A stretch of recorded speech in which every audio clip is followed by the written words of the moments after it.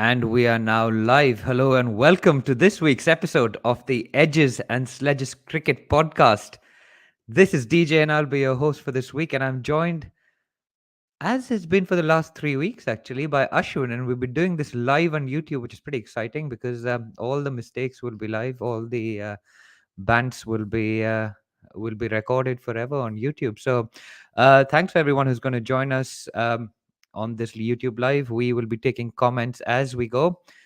Ashwin, how are you feeling after that India win?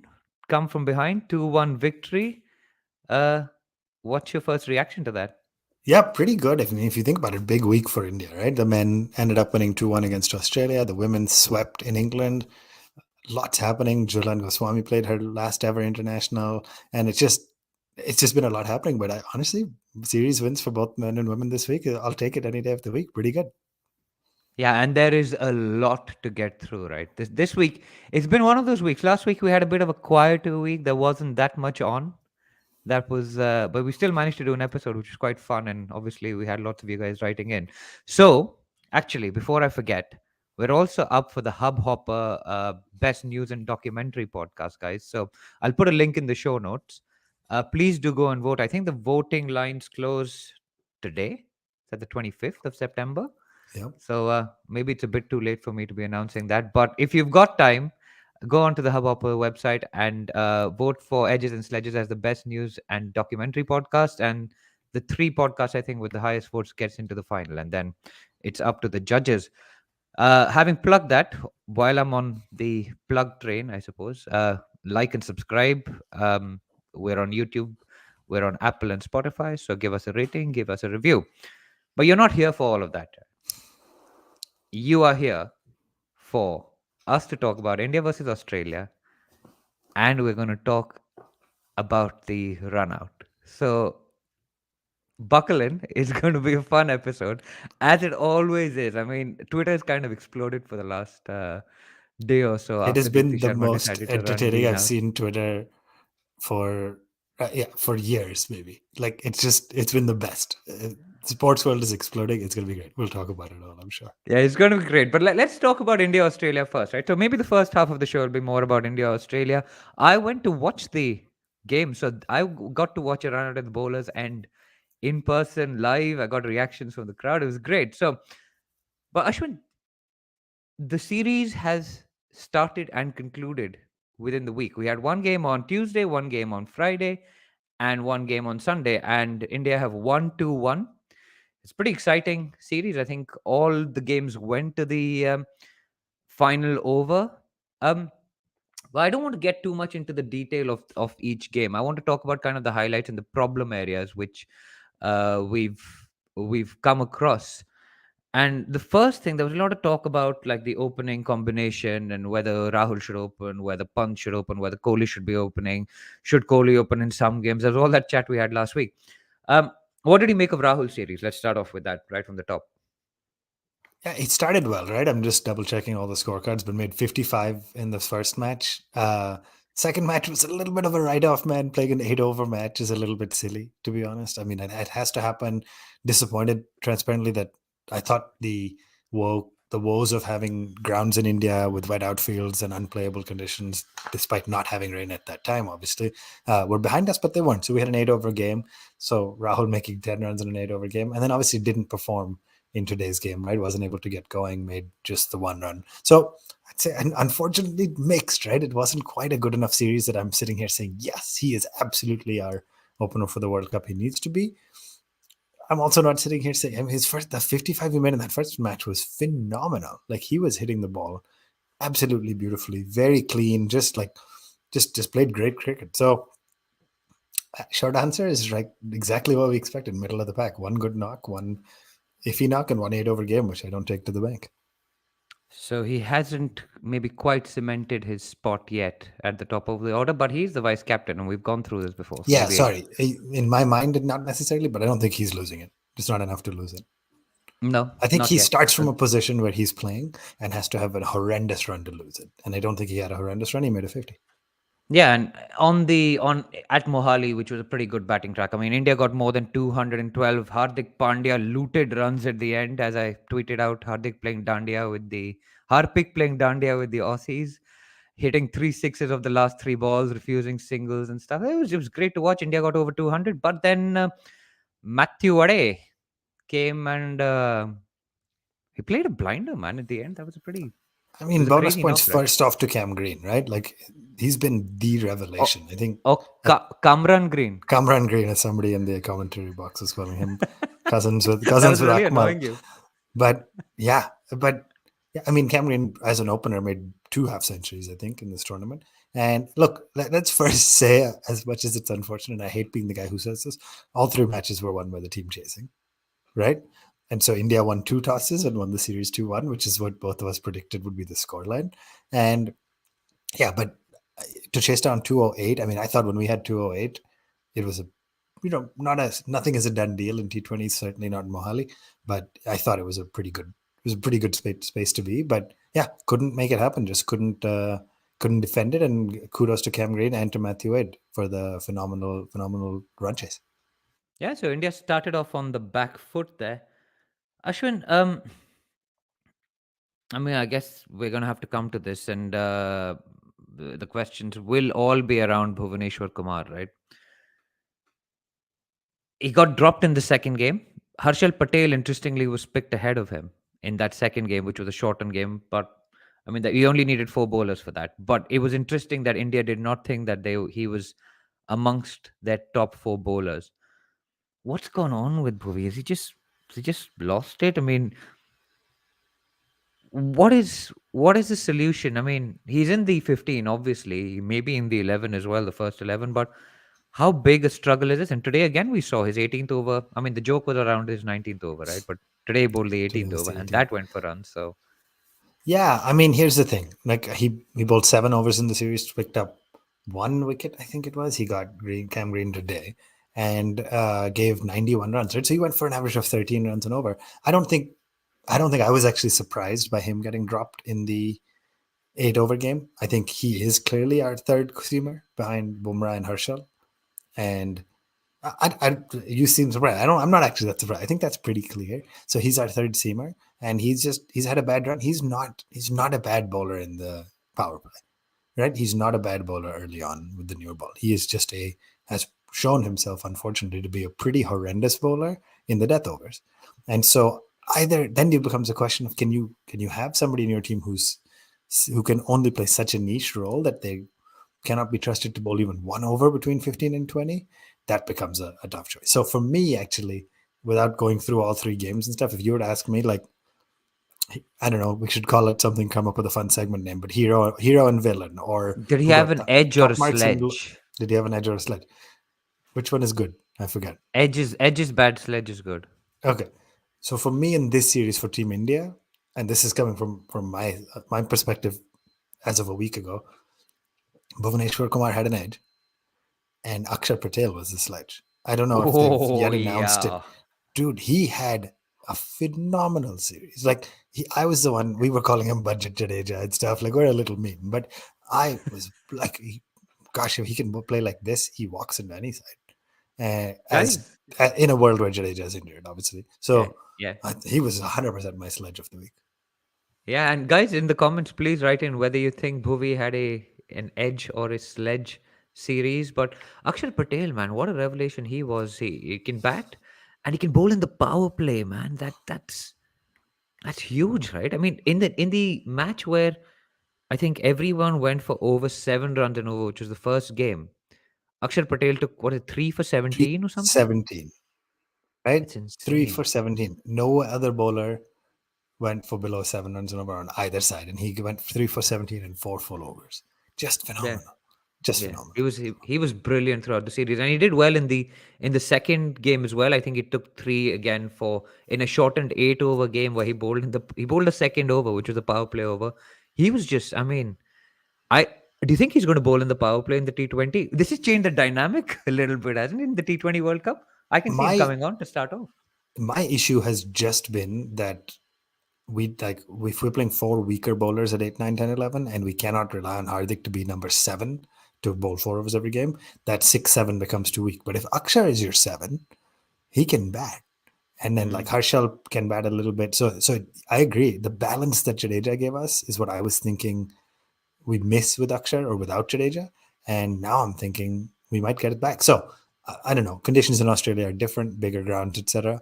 I do think based on this series, they'll be thinking about bowling him in the power play, which is pretty amazing. Yeah. Yeah, it gives us another option, right? Couple of questions coming in on the comments on Bhuvi, Ashwin. So maybe you can address these and then we'll move on a little bit to Harshal because I think he had a bit of a hit and miss series as well. So let's address the question from Deepak Gupta, which is should Deepak Chahar be given a chance in the SA series instead of Bhuvi? Does Deepak like him just because they're namesakes, like the way I like Ashwin? Is that why the question came in? No, I mean, look, we've talked about this a lot, and I'll say it again in case we have new listeners. But sometimes being benched can be the best thing for your market value. It's happened to Rahane in the past. It's happened to Pujara in the past, more in our test team. But we've seen when you're not Samson. playing and the person who Samson, the person who plays for you doesn't have a good run, suddenly your market value shoots up. So Chahar, the last time he played before injury, he batted phenomenally. I don't actually remember what he did with the ball in that series, but his batting was stunning. And now you're thinking, okay, who is our third quick?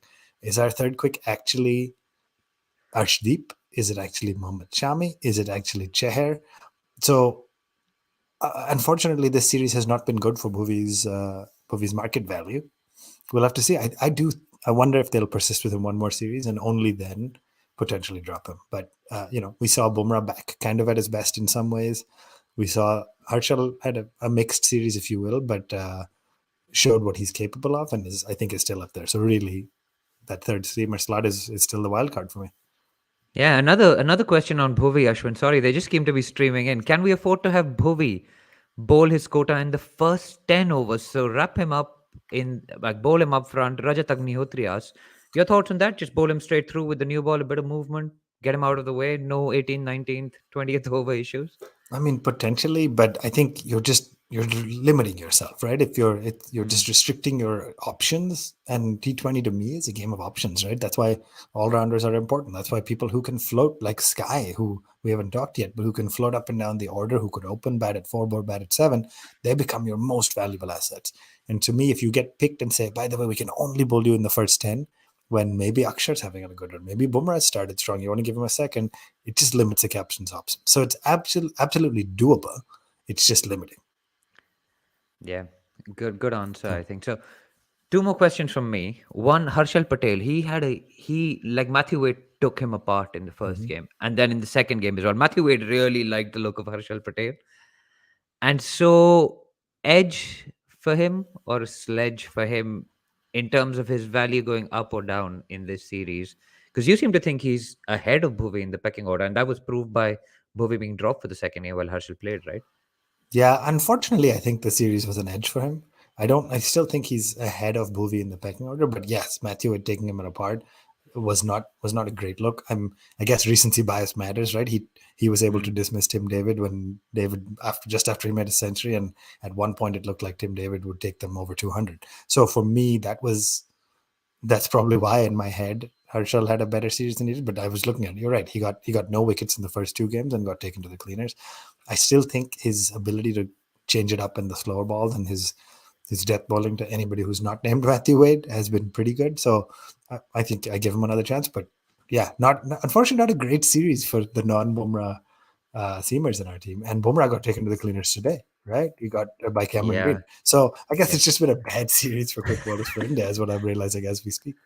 Maybe it's a series that was for the batsman, but it was good to see Bumrah back. I don't think he's quite back to his best yet, although that Aaron Mm. Finch Yorker, which interestingly was applauded by the batsman while he was walking off. I mean, Some people are what? calling that a full toss, by the way, because it technically hit the wicket on the full, even though it was the base. So is it a Yorker if it hits your toes or if it hits the base of the No, stumps? if it's Because a Yorker pitches before it hits the stumps, technically. right, so it That's a actually hit technical the thing. stumps at the anyway. Doesn't matter. He got out on a full toss, but it was a great ball. It was, and your favorite player, Umesh, who we spent the first 15 minutes of the last show talking about. Man, I don't understand the sense of that, though. This guy isn't in the back. He isn't even in the reserves for Australia. I mean, why aren't we playing Deepak Chahar? give him a run, let him play a game. Umesh did well, to be honest. Like he bowled well, he picked up 2 wickets in the middle. But what is the thinking behind playing Umesh in this game? Because I think we were pretty clear that he shouldn't be playing here unless there was a big injury or something. But Yeah, I have to believe it's just something logistical. Like Chahar wasn't fully ready yet. They didn't want to fly him for one mm, series. He's doing something else, and Bumrah needed one more game to, or I guess no. Who came in for him? Harshal came in for him, right? No, Bumrah came back from. Yeah. So Bumrah needed Bumrah one came more back game for to be Umesh. ready or Yeah, something. straight It's swap. got. I assume it's just logistical more than anything. Even though Yeah, 2 for 27, I'd take that in a match where the both sides scored over 200. He got Maxwell and Smith. I think it was a good. yeah. It was a good match. Yeah, it was a good match for him. I just didn't understand why he was playing it. Ashwin, obviously Kohli had a decent series. Hardik Pandya had a great series with the bat. He batted brilliantly. Except India, today, I think, right? Or in the third ooh, match, if you're listening to this later. I mean, he finished strong, but he looked really scratchy. Like two of those boundaries were edges. He was 12 off 10. It like made it look dangerous. So I didn't mm, think he looked quite great today. And I continue to struggle with the question of when a wicket falls in the kind of 14th, 15th over, do you just not send DK? Right? Like we've talked this. ahead of How many ahead of Pandya. I mean, no, not based on this series. So I wouldn't have, but he looked a little scratchy today, and I'm glad he found it and got over the line. Kohli hit a couple of magnificent blows near the end to get it over the line, but yeah, Hardik was a little scratchy for me today. How good was Kohli today? Talk to me And about Kohli and talk to me about Sky. so Edge or this is the sledge for both of them. 100% sledge for Sky, right? He looked magnificent in the first game and the third game, despite the fact that he made a duck in the middle, but it's an 8 over game. I'm not overthinking it. You needed 92 to win or whatever it was, 90, 91 to win, and Rohit was batting well. I Oh just find man, it very hard to judge off of yeah, a 8 over game, yeah, but or judge negatively. I'll still give kudos, but Sky today was like you couldn't take your unbelievable. eyes off the TV. He was just toying with the fielders. I'm using all the commentators' cliches, but he was just hitting. It was true 360-degree cricket. He was all around the pitch. What I love to see also, and again, the critics will say differently, but how Kohli adjusted his role as soon as Sky started hitting the ball cleanly. You saw Kohli take a step back, focus on taking the singles. You can look on paper and say Kohli batted at 131 today. That's not a good enough T20 strike rate, but he he was there basically till the end, right? I think when you got out at 19.3, you don't always get credit for finishing the match, but he basically did. And yeah, I thought it was great. I thought like it was a good partnership, and just some of the ball striking from Surya Kumar Yadav was unreal. He had a helicopter shot at one point, then he hit the next ball over extra cover for six. Like just magnificent. I mean, I'm out of hyperbole. Yeah, and there was that extended arms off drive which went into like the third tier. It's pretty breathtaking, really. Like it was just sensational batting, and it's great signs that he's hitting huge sixes on those bigger grounds in Australia, where we're going to need all the range that you can get because the fielders will be further back. I mean, yeah, and actually, Shaunak has just written in saying how good is Sky batting these days. With he's made King Kohli shift to lower gear twice now recently, which is true because Kohli was the aggressor, right? You could see him hitting the sixes and fours and stuff, and then Sky came in and just took off. And Kohli then played sensibly. I think played second fiddle. But you mentioned also Rohit's batting. It's good. All of these guys are now. They may not all click together, but they're all in the runs, they're all in the flow and the rhythm of T20 cricket. And that innings from Rohit, it's good for India to be playing these weird truncated games, right? 8 overs. Because the worst thing is like you don't play this throughout your preparation. And then when you're playing a big game, I don't know, again, England, Australia, you're suddenly faced with an 8 over game and you've never had to do that, never change your strategy. And so Rohit was a picture of calmness. And I think we must give credit to that. Yes, you had DK come in. He hit a four and a six, and he finished with a strike rate of 500. I think the best thing about DK this series was his The helmet. striker. I just Oh, love dude, that light blue the helmet. light baby blue helmet. Yeah. I So absolutely love it. So I agree with you on that 8 over just being good, kind of weird match practice. I think two things, right? One, Rohit. We used to joke about this on Sawag kind of late in his career, but Sawag would love if there was a truncated game that was 6 to 10 overs because he didn't want to have to run that much, do much. Like 8 overs felt like the perfect length for Rohit. He just wanted to be out there for a few minutes, smash a few sixes, and then call it a day. But also, I'm coming back to this because I've been critical of him in the past, and I give credit where it's due. For 2 overs, 2 for 13 in an 8 over game. Akshar Patel was freaking magnificent. Like to go at 6.5 runs and over when the team only has 8 overs and ends up making 90. Just stunning. Just stunning. Okay. He controlled. He bowled arm balls. Got two guys bowled, I think, if I'm not mistaken, just off of the arm balls, and he was just great. Very very proud. Very good to see. Then it was super interesting to see Rohit back his spinners in that game and say, we're going to drop a quick, and we're going to keep our Hmm. spinning combination the same and go for that. Yeah, it was great, a great win. I think this was a real runaround for the team. Like everyone kind of got runs, people got wickets. I think Akshar Patel, as you say, was the biggest sledge of the week by far. But everybody else has sort of done their time. Anybody, any flops this series I'm other than Bhuvi and maybe Harshal to some extent? I'm actually realizing since we started recording, Akshar has gotten Player of the Series. So huge congratulations to him as for that as well. Right? Like, so clearly we're not the only ones who thought it. Man, as like, I don't actually think there's any flops. I think Rahul had a middling series, and it was really just Bhuvi. Until today, to be honest, I was a little worried about Chahal. Didn't have a great run in that second. Only got 1 over in that second match and went for 40 plus runs in that first match. Right, so not the best series for Chahal, but he had a good day today. So I think middling for everybody else. The sledges were Sky and Akshar, and the edge was only Bhuvi and maybe close second is Harshal. That's it for me. Okay, interesting. I think that's probably a fair summary. We'll be back next week with a India versus South Africa preview because that's the other set of three T20s we're going to be playing, which presumably conclude in a week. There's some changes to the team. I think Hardik's been rested. I think Bhuvi's been given a break as well. Um, but yeah, it was for me actually the moment of the series was Virat Kohli's six of Adam Zampa today in the third T20 because he's had his struggles against Zampa. He's been out to him before. He was bowled in the second T20 after hitting a boundary comprehensively through the gate, but today he just backed himself and just hit the ball beautifully. And it was nice because what you don't want is for a bowler to get into your head. So every time, I mean, Finch brings Zampa on every time he comes on to bat, right? So it was good. The other thing I found interesting was the camaraderie between these players. What did you make of that? There was a bit too much of bromance between Maxi and Kohli and all of that. I thought all of that had finished after brain fade.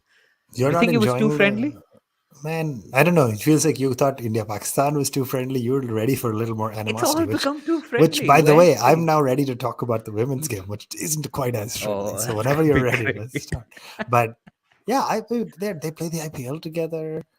Like they get time together. Kohli and Maxwell have always been pretty good buddies, so I'm not Hmm. that surprised as long as the intensity on the field is still Yeah, but there, which it Aaron 100% Finch is is. applauding Bumrah after getting bowled, dude. What? Can I you think imagine that's just Steve Waugh doing that to no, Javagal? but no, but that's just an awkward. Like when you get bowled off of a Yorker slash full toss, what are you going to do? You're just feeling awkward at that point. So you're like, oh, I guess it was a good ball. I'm not gonna. I don't know. I don't overthink the niceness on the field as much as you do. I think. Okay. On that note, guys, so I think the first half has been pretty pally. So we've talked about the India Australia game. We're all feeling pretty good. I think the second half is going to be full of a bit more spice because we're going to talk that run out in the India versus England women's game that took place at the quote unquote home of cricket, Lords, yesterday, and the absolute aftermath of that. So don't go anywhere. We'll be straight back after this break. Welcome back from that break, and you're still listening to the Edges and Sledges Cricket Podcast. This is DJ, and I'm talking to Ashwin. We're live on Facebook, and this is the bit that we talk about all things India versus England women. So, Ashwin, um, India won that series 3-0, right? Um, we won the first two games. I think when we recorded last week, we the first game was done, I think right? the first one was done. Yeah, the first one is just done when we recorded and Smriti had batted well, and then the second two were coming up, if I remember correctly. Yeah, that's right. And the second game was a blistering Harmanpreet Kaur, 143 not out after 111 balls. India got 330 plus. I think 334 is what they scored, and kind of cruised that win pretty easily. So it was great. It was the first time that India had beaten England since I think 1998 or 1999. It was not this millennium that we'd beaten England in England. I didn't know that. I knew it was a long time. I didn't realize it had been more than 20 See, years. But this is the risk of just quoting stats from memory and what you've and read you're on like, Twitter. So yeah, I'm sure, just you're like, probably right. Man, here's the thing. I think I remember I was watching that one. I had it on, and we were like 100 odd in 20 overs. So it was fine, but not great, right? 5 runs and over is fine. You're expecting, even if you double after 30 overs and all that, you're thinking 260, 270, maybe 290. To get to 333 just shows you how well Harman batted. And if you haven't gotten a chance, go watch the highlights. She was batting absolutely magnificent. I mean, 333, and kudos to Renuka, who again picked up. She seems to have this knack for four wicket hauls, which is disappointing because she doesn't get that fifth. But it's like but Smriti not getting past 100. She ends on 91 in the yeah, first game, always. right? So anyway, great match. And here's the thing, right? We're going to talk a lot about the third match and Jhulan's retirement, and of course the incident. But we had won the series. The series was done 2-0. So England was just fighting for some pride.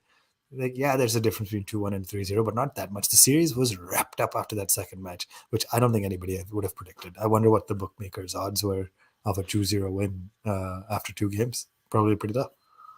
Yeah, absolutely. And we'd lost the T20 series before that as well, remember? And we kind of crawled to 130 odd in the last T20. So the confidence would aim down. So it was good for the girls to come back and win that series 3-0. But as Vignesh Nandakumar says, loving the banter on Twitter since yesterday. Ashwin, I was there, so I've seen this firsthand. I had a really good day, right? Like it was the tickets were a lot cheaper than the men's game. Like it was £25 for a ticket, where the men's game, the same teams involved, is 120 £80 per ticket in the same stand. Ridiculous. So lots of people come out, lots of families come out. It was just a great day. The sun was out. Excellent cricket on show. England bowled well. Deepti scored a 50. Smithy got a 50. And then came the fight back from India with the ball. Jhulan Goswami, the whole context of her retiring, ending with 255 wickets. So let's talk about her first, right? I mean, before we get into the incident, quote unquote. I mean, she the greatest of all time when it comes to seam bowling. 255 wickets, Yeah, I mean, has to be, right? I read a stat yesterday that said she bowled 10,000 plus, I think 10,000 10,005 balls. or Yeah, something bowled. yeah, And the next most person has bowled 6,000 and something. yeah. Right? Like, so 35% more deliveries bowled. I mean, she retired at 39. She made her debut 20, almost 21 full years ago. I mean, has to be. It's so hard pressed to believe anybody else anywhere in the world is a more legendary quick bowler. So just, it's a sad day to see legends like this retire, but she was loving it. Looked like she was embracing it. Bowled three maidens and a 10 over spell. Took two wickets and Picked up a couple two, of wickets yeah, as well, and and a just great catch at slip. That was a complete blinder. He was just so good. and I think what the most exciting thing about like the reality of when Jhulan started her career, A, women's cricket was not as popular in India. B, seam bowling certainly wasn't, right? Like for a long time in the early 2000s, India was 4 or 5 spinners and maybe one quick, and she was the only one.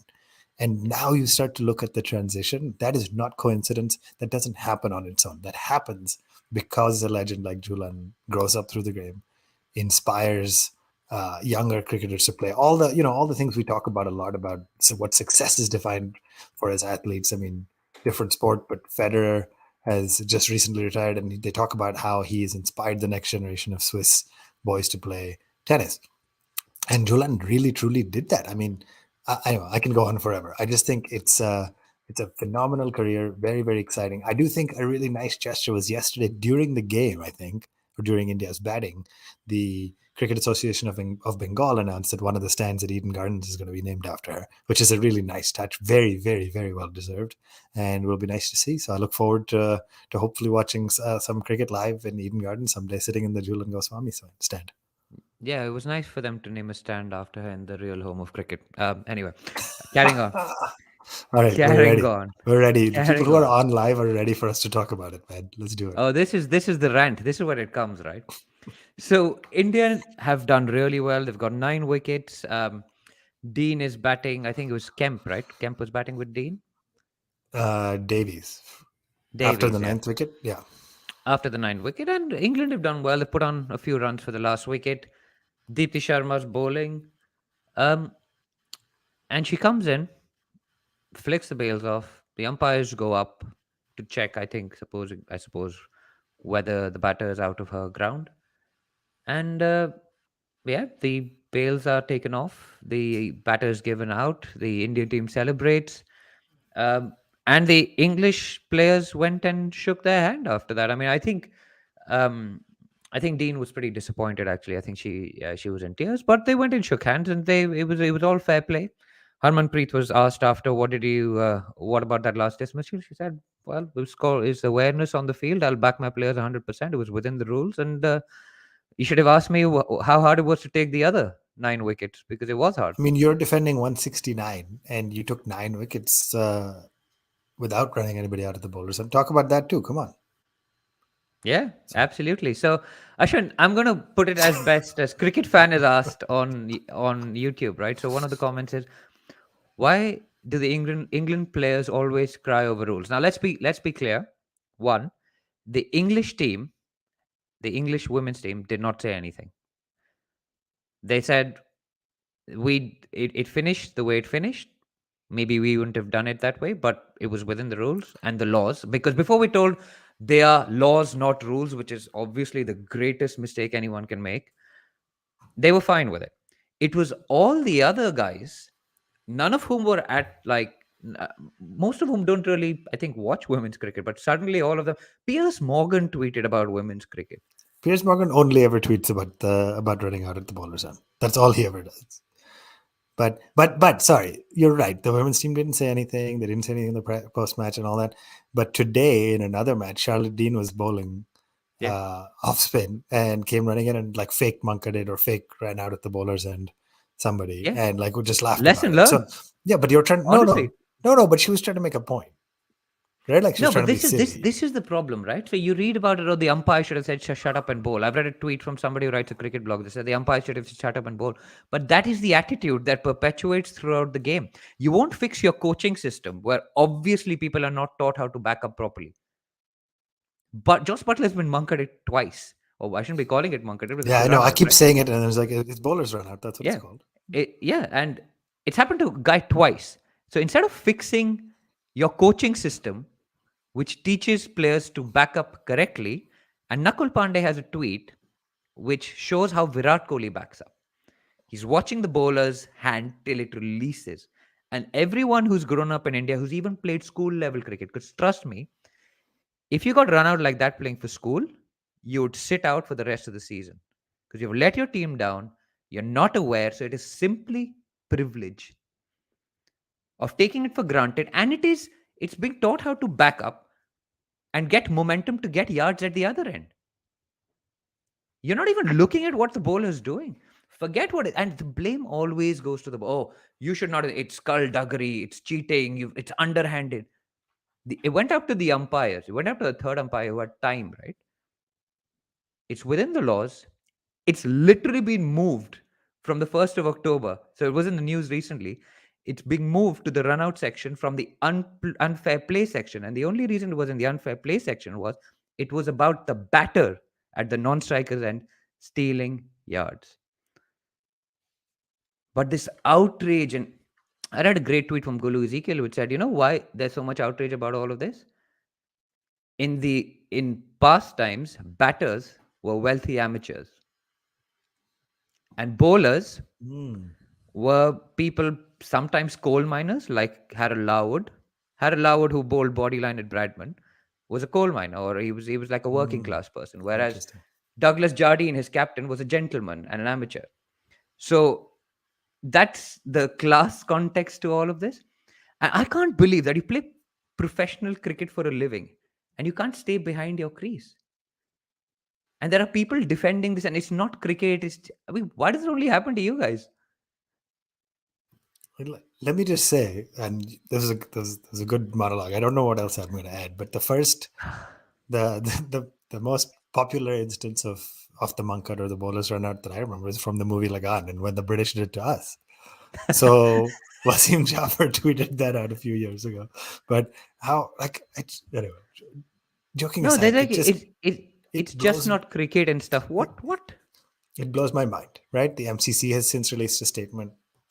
Listen, man, if you, I think your insight on batsmen were wealthy gentlemen and all that, and bowlers were working class, is an interesting one, because it is so simple, right? You have the right to try to get an unfair advantage, or not unfair, let's call it, give yourself an edge by, like, leaving the crease early, but you are taking a risk in doing so, period, right? If you watch baseball, there's a similar parallel. If you're standing at first base, you can take a few steps away to try to get a little bit of a head start getting to second base, but they can throw the ball there and get you out at first base because you're trying to steal. That's part of the risk reward equation, right? If I want to back up in the 18th, 19th over to give myself a better chance at getting a single if the batter misses the ball and it goes to the keeper, I'm allowed to do that.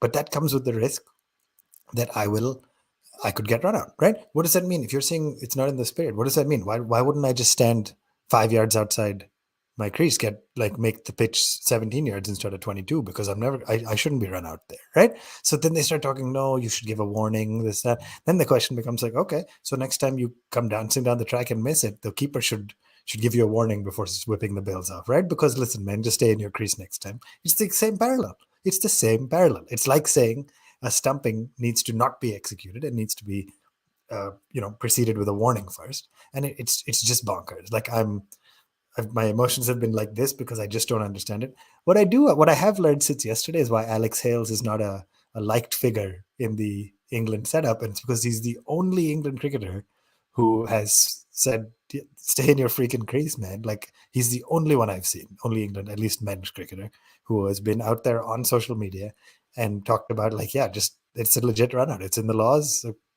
everybody else in England seems to Ay, go absolutely गली crazy. Cricket भी नहीं खेला है क्या इन लोग ने कभी? It's This is the just it's problem, just right? ridiculous. Yeah, they just don't.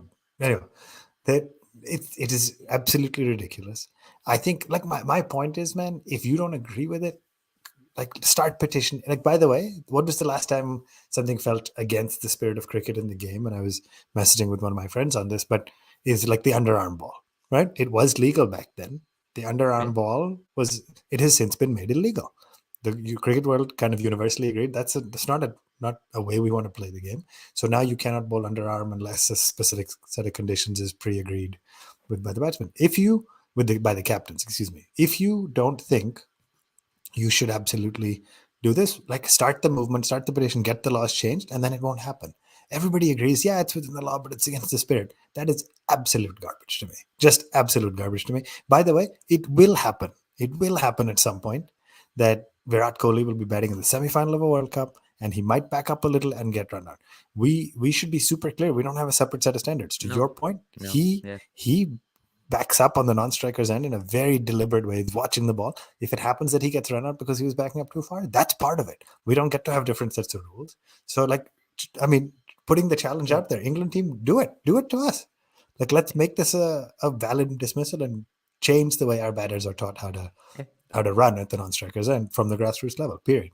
It's Yeah, it's a ridiculous, just ridiculous. non-partisan point. It's It really not that is. Yeah, because the Indians have done it to the English. I honestly think it If may be. Australia runs India out there tomorrow, right? If it happened today, it'd be like you live with the consequences, right? It's I would fine. be, if it happened today, I would be angry at the Indian batter who got run out, That's exactly not it. at the bowler, The not anger at the is bowler. directed at the wrong side. Like, That is be angry at your exactly batter it. who couldn't put their bat down in the crease. Like, there's clips, by the way, out there of Dhoni, of a couple times when Dhoni was, like, starting to back up, but his bat was he started, his legs started moving, but he kept his bat grounded when the bat when the Was this bowler with pulled out of Krunal? this. This was with This Krunal, was right? with Krunal, yeah, right. That clip has been circulating for like that's how you're supposed Yeah. to But bat at if the if non-striker's Hardik end. You Pandya protect your today wicket. Yeah, over backed up, right? And he was ahead of the crease in one still, and he got run out. no, You and me today would be like, we would have been what is pissed wrong at with him? Hardik. Yes, We exactly, would be exactly. so pissed at him, like, what is he Yeah, doing? Why is he switched off? You need to stay yeah, on. yeah. But it's this acceptance that, oh yeah, the non-striker should just be allowed to gain Do whatever you momentum, want. which helps them get faster to the other end. Bro, stay home, stay safe. What is your take? I mean, we can go on forever, but we should start wrapping soon. What is your take on Stuart Broad in all this? Oh, he Why does he not say anything and then just show up and talk about spirit of cricket? Let's and for any listeners who haven't seen it, which I think is probably very few, we can retweet or we can post the clip of when Broad edged the ball to first slip. It wasn't a feint edge, it wasn't anything, and just stood there. We can post a clip of when he ran into a batsman on the pitch. The batsman fell down and they got him run out. Right, like Stuart Broad. Like, what gives him the right of all people to be the spirit of the game champion? I have no idea. I genuinely have no idea. I mean, I think he just does it to rile people up. I mean, it's like Piers Morgan, right? If you're and somebody rightly tweeted, if you're on the, I think it was Shamak who tweeted that if you're on the other side of an argument from Piers Morgan, you're probably right. Yeah, you're okay. I'm Yeah, okay so I with that. mean, whoever's supporting this should probably think about it. And Peter Della Pena, who's one of the journalists, I think, with ESPN in the US, he's got an entire like thread of how Dean constantly, for delivery after delivery before it happened, was backing up excessively, was leaving a ground before the bowler had delivered the ball, or was There in are the action of pictures delivering the of ball. Deepti watching her. Deepti was Yeah. at like mid off, staring and like saying, I should keep, that's Yeah. alertness on the cricket field. That's cricket Yeah. smarts, man. That's what it Yeah. comes down to. Yeah, and Sam Billings is there's not surely a person who's played the game that think this is acceptable, just not cricket. Matthew Hogarth, pathetic, 100% disagree, disgusting way to win the game. James Taylor, what an average way to win the game. It's officially in the rules, but poor when the batsman wasn't trying to gain an advantage. Um, Ollie Stedman, disgusting. Johnny Amos, absolutely terrible. Not cricket. I mean, a win is a win, man. You can get a full toss of a filthy. You can get a wicket of a filthy full toss caught at deep mid wicket. So, It's so sorry. Let's be clear on a few things first off, right? India had won the series 2-0. yeah, India had them on the ropes at 118 for 9. You batted like shit. Pardon my language. We should censor that out if we need to. But you batted like you couldn't get past 118 from 9. Then your number 9 batsman is playing half decent, but still on 47 of 80 balls, while on the other end the batters at 10 of 29. Like, there's a reasonably high likelihood India would have won anyway. Even if you had won, you were still losing 2-1 at the home of cricket and your home ground. Like, what is this holier than thou attitude?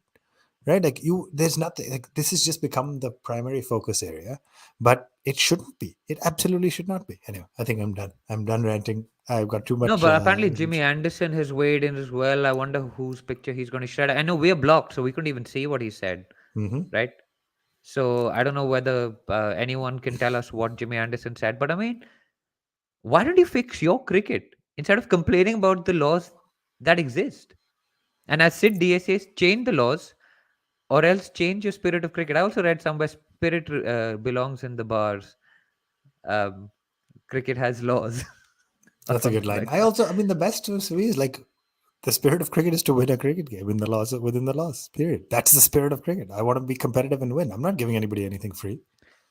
So we're getting I don't some know, man. comments I just, offering I just, to tell us what Jimmy Clouderson said. I think I'm not blocked by him on my personal account, so I should be able to look. But anyway, yeah, unbelievable. I just found it, and yesterday I was there in the ground, and you heard people booing and saying, "Oh, Mhm. what example are we setting for the kids? The kids are not going to leave their crease. That's the Yeah, example that kids you're will setting for the keep their kids. bat grounded on the non-strikers. That's the example. Stay inside." It was a great day out. It was probably the greatest lesson these kids will ever get. Like if you're playing professional sports, which is your job, it is literally your job.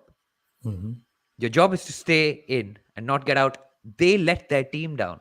And I mean, Hmm. Dean, was fine. I do feel for her.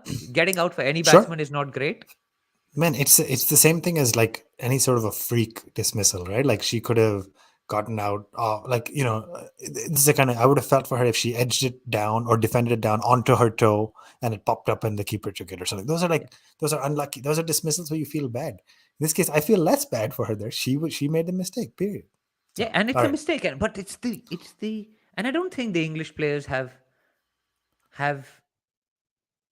got issues with that. To be honest, it's all the ex players and the men's players that have waded into this whole debate. I mean, for Sam Billings and Jimmy Anderson to be chatting like that, bro, like you're still active cricketers. You should stay out of this. And I mean, it's just it's a fundamental inability to accept that until someone in England does it, and this now happens regularly at club level, right? And someone in England colours does it, you're basically making it impossible for someone in England to do it. you just can't understand why they've taken this stance because it happened a few times against them and Butler. Like somebody smart in England should be like, all right, this is the new tool in our arsenal within the laws of the game. Let's just flip the script.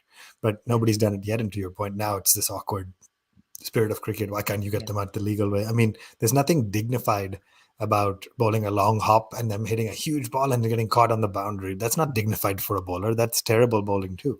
But it got a Yeah. wicket, right? So at some Yeah. point, getting a wicket is And getting a wicket. Period. and you start going through different one of the arguments is like, oh, when you can't get them out any other way, why does it always come up then?